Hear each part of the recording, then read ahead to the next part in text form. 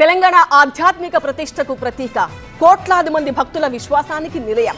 అలాంటి యాదగిరిగుట్ట దేవస్థానం trust board కూర్పు ఇప్పుడు రాజకీయ వేడిని రగిలించింది.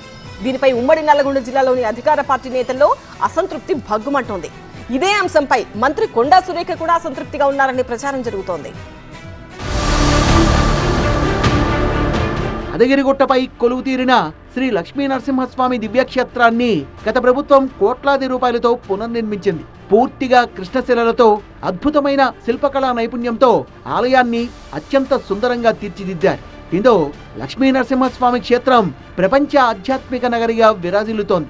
యాదగిరిగుట్ట ఆలయానికి 16 ఏళ్ల తర్వాత రేవంత్ సర్కార్ పాలక మండలిని ఏర్పాటు చేసింది. ట్రస్ట్ బోర్డు చైర్మన్ గా మహబూబ్ నగర్ జిల్లాకు చెందిన పారిశ్రామికవేత్త మన్నె సత్యనారాయణ రెడ్డిని నియమించారు.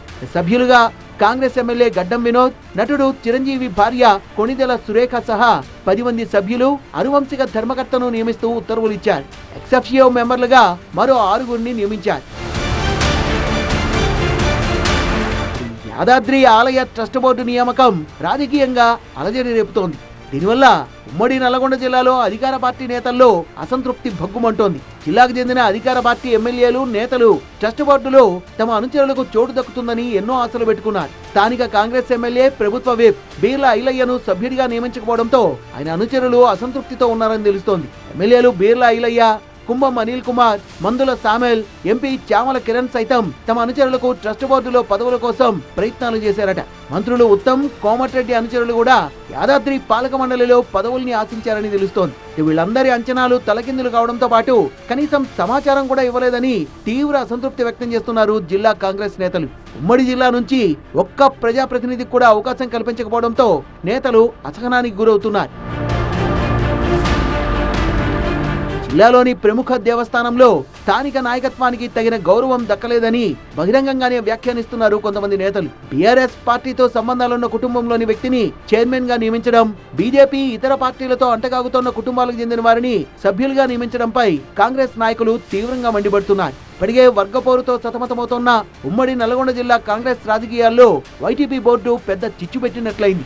యాదగిరిగుట్ట బోర్డుపై మునుగోడు ఎమ్మెల్యే కోమటిరెడ్డి రాజగోపాల్ రెడ్డి తీవ్రంగా మండిపడుతున్నారు. కనీసం ఎమ్మెల్యేలు, జిల్లా ముఖ్య నేతల్ని సంప్రదించకపోవడంతో సీఎం వ్యవహార శైలి బాగాలేదని విమర్శించారు. ఈ విషయాన్ని పీసీసీ అధ్యక్షుడు మహేష్ కుమార్ గౌడ్, మీనాక్షి నటరాజన్ల దృష్టికి తీసుకెళ్లేందుకు సిద్ధమైనట్టు తెలుస్తోంది.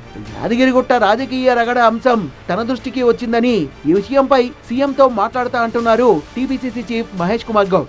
ఎమ్మెల్యే గారు మాట్లాడినారు, వారికి కూడా చెప్పినాను, నల్గొండ జిల్లా నాయకులను కానీ మమ్మల్ని సంప్రదించుంటే బాగుండేది అని వారు అన్నారు.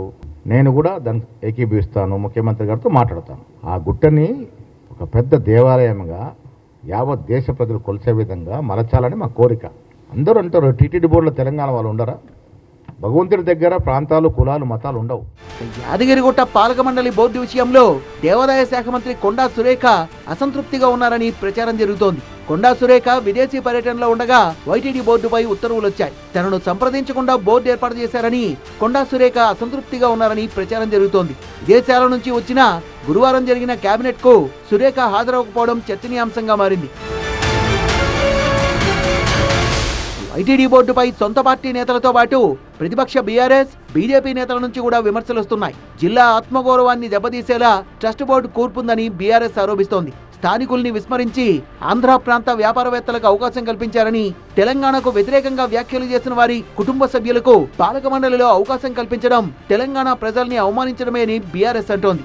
మొత్తానికి యాదగిరిగుట్ట దేవస్థానం పాలక మండలిపై సొంత పార్టీ నుంచే కాకుండా విపక్షాల నుంచి కూడా వస్తున్న విమర్శల్ని అధికార కాంగ్రెస్ పార్టీ, ప్రభుత్వం ఎలా ఎదుర్కొంటుందో చూడాలి.